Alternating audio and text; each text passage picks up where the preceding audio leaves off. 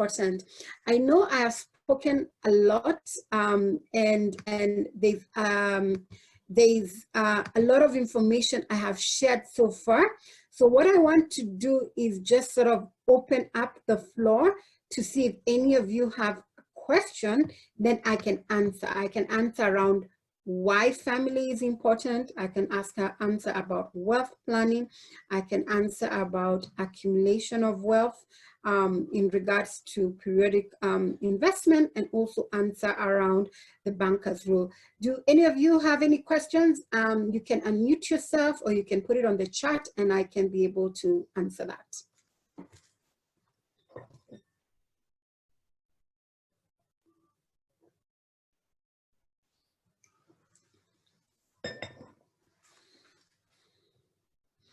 All right, I see a comment here.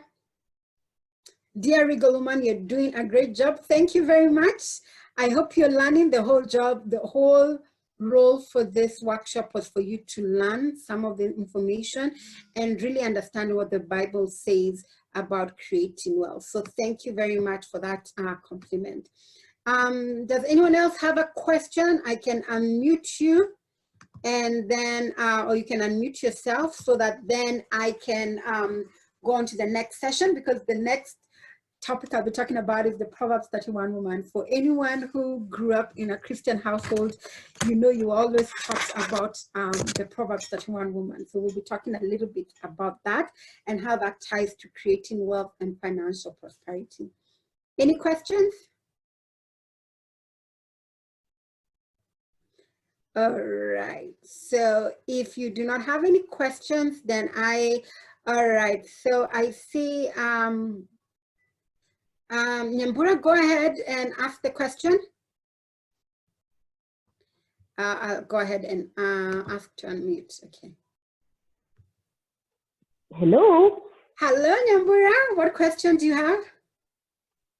Oh, well, I wanted to go back to the notes on, what do you call it, on savings and investments, and yes, was wondering, when it comes to a balance, assume you do have like a sense of, I mean, in terms of percentages, how much money would you need to put into real estate, how much into equities, in terms of percentages, how much to fixed income and unit trust? Would you have a formula for that? All right, so that's a really good question. For me, those things depend on three things. One, the amount of money that you have, because if you have more money, then you're able to diversify a lot more. Two, it depends on your time horizon, which really depends also on your age, right? So for example, if you're younger, you'll probably be able to put your money in more riskier assets than if you're older, right? So if someone comes to me, they're 20, they're in their 30s, we'll probably be getting them to put money into, you know, into more equities, getting them into real estate, because we're thinking long run, you know, Forex market, you're putting an emergency fund in like a money market, but that portfolio will be very different from someone who's 60 or 70. Because someone who's 60 and 70, what you're trying to do is manage their wealth, right? You do not want to start putting the money in risky assets that they can lose. Because that person who's 60, 70 is really thinking, how do I transfer this wealth to the next generation, right? So whenever you're looking at a portfolio and how much money to put into that, you want to sit down with somebody, because it's very personal. It depends on the money, the time horizon, or the person's age, and it also depends on their risk tolerance. So there's no actual formula per se in regards to each person should do that, because like I said, it depends on these three critical things. So I would advise you to speak to a wealth advisor, and then you can look into that. The only thing I usually tell people is one of the things about being wise is to not put everything in one basket. So you also want to put some money, for example, local investments, especially for right now, because we're in Kenya, we're in Africa, you want to put money here, because that's where the great returns are. The world is coming into Africa, but you also want to diversify your money into offshore, so places outside the country. So usually at that time I say between your onshore and offshore, maximum you should invest is 30% into an offshore account, whereby you're investing money usually in dollars or euros or yens or different things like that. It also depends because, for example, if you're saving, for example, for your children, you know, your children want to go to the US or the UK for further studies, it makes no sense for you to be investing that money in Kenyan shillings, right? Because that might be eroded because of the currency exchange. So when you're looking at these things, again, it's about sitting down with a professional, understanding your situation and say, these are my intentions. So remember, where you want to go, and then someone can advise you accordingly because it depends on your family situation. All right. I hope I answered that. All right. So then I'll go ahead and Diana, you can ask. I'm unmuting you. You can ask your question. Hey, I wanted just to piggyback back onto your formula of SBI, salary, business, and investment. Now, I have a question. I mean, considering where we are right now, for example, COVID-19, right? So if you are a business owner right now, it's a little bit more challenging for you to put money aside for investments and so on and so forth, because if you're a business owner, you know, you have your off seasons, your down seasons, and it's pretty much, it's not a fixed situation where you expect things to stay a certain way. That being said, what would you recommend as a business owner in terms of looking and following up with your financial advisor? Is it something that you think they should be doing like semi-annual, where you look at your books and figure out how much money you can put aside towards investing and to move to the next level? Or, I mean, I know it's relative depending on the person's business, but is there a kind of formula that you do recommend to actually follow so that you're always up to track with your goals? All right, so this is what I recommend. I always tell people that you want to have an annual review in regards to your finances. So you need to speak to your advisors annually, just because things happen, and then you can see about reviewing that. But remember, when you have a wealth plan, it's not short term, right? It's long term. So you have your 1 year goal, 5 year goals, 20 year goals. So you're thinking long term, but things change. So you always want to meet up with your advisor at least once a year. But the other time also you want to speak to an advisor is when things happen, right? So you get married, you get a divorce, you get children, there's crisis. During that time, you don't want to make decisions, but you want to be able to look at your situation and say, how does this affect my new reality? So for business people right now, again, it depends on business. There's some businesses that are thriving right now because they're in businesses that people really need essential services, right? So people in the healthcare industry are running all the way to the bank. They're happy because they are able to make money at this time. There are certain industries like hospitality where nobody's traveling, nobody's eating out, there's no entertainment, so they are struggling, right? So again, for somebody like that, telling them to save right now won't work because they're not getting any income.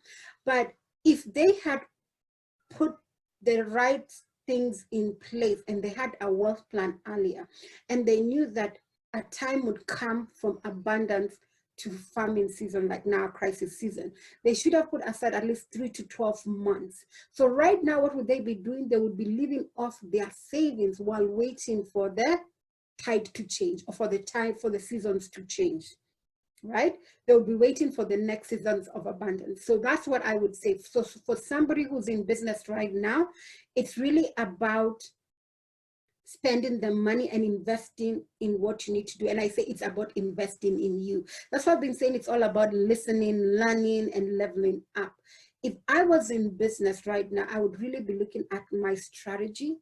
I would really be looking and say, where does my business go from here? Because things have changed, right? So things will not go back to the way they were. So if I was in business, I would actually be spending money in regards to strategy and figuring out what do I need to change in regards to like my business model going forward.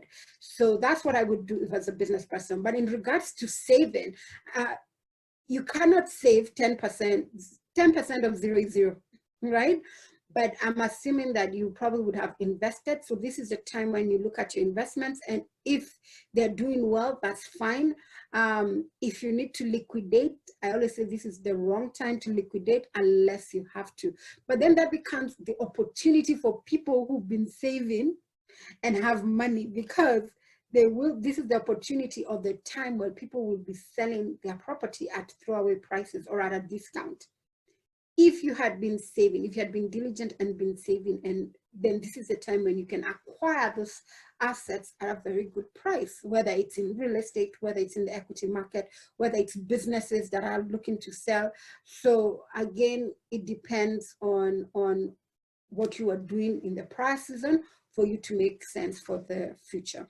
But back to the questions, I would say you want to speak to an advisor at least once a year, or when circumstances change in your life, that's when you want to change that. All right, so I will go ahead and talk about what I always say is a woman in the Bible that we, if you are a woman, should be looking, should really look at her story and what the Bible says about that.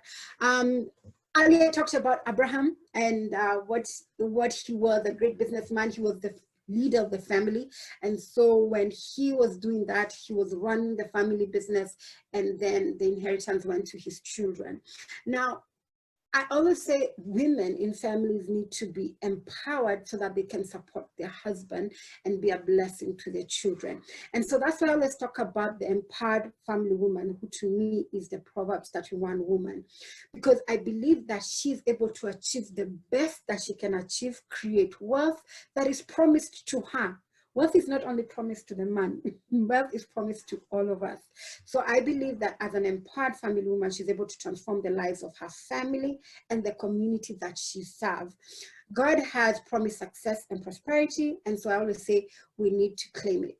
So in Proverbs 31, it talks about this woman. She's a virtuous woman, she's a wife, she's a mother, she's an investor, she's a philanthropist, she's a businesswoman. But I can tell you this, that even when I was growing up, a lot of people were really talking about her being a wife, her being a mother.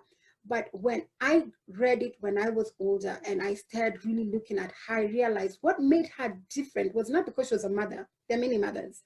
Not because she was a wife. There are many wives.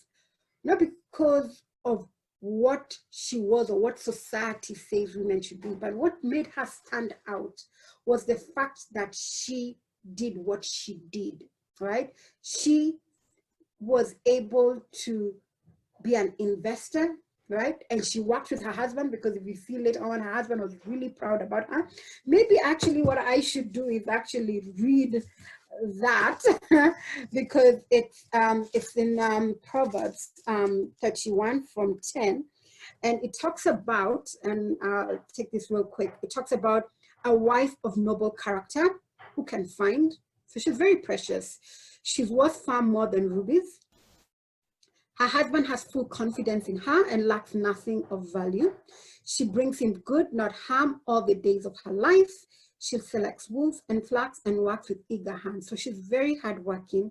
She's like the merchant ships bringing her food from afar. So she was in global trade. Yes, she was in global trade. She provides food for her family and potions for her servant girls. So she was a leader in her home. She considers a field and buys it. Out of her earning, she plants a vineyard. So she was an investor. She was not waiting for handouts from her husband or for the community. She was busy working. She was busy trading and investing. It says in verse 7 that she sets about her work vigorously. Her arms are strong for her task. She sees that she's trading is profitable, and her lamp does not go out at night. In her hands, she holds the distaff and grasps the spindle with her fingers. All right, and it goes on, and it actually talks about her, for example, in verse 22, she makes covering for her bed. So she's very industrious and doing things for herself. She's clothed in fine linen and purple. So even though she's hardworking, she takes care of herself, right? Her husband is respected at the city gate. where he takes his seat among the elders of the land. And it goes on and on about this virtuous woman, and it talks about how charm is deceptive and beauty is fleeting, but a woman who fears the Lord is to be praised. And the reason, like I said, this all ties down to financial prosperity is because an empowered woman is able to bring the family together. You can see her husband was proud, her children look up to her, her servants, her employees look up to her and what she's doing.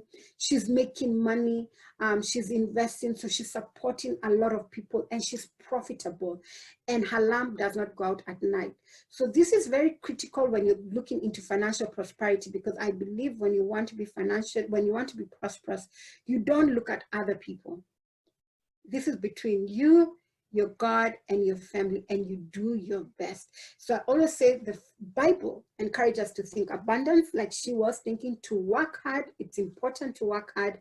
It's important to create wealth, and you need to get wisdom and understanding. So I believe that this empowered woman was able to get wisdom and understanding in what was going on in her community at the time. And so she knew when to do what. She knew when to trade. She knew when to invest. She knew when to be a mother. She knew when to be a wife. And all this led her to be prosperous and to become known as that virtuous woman that would be able to support her community.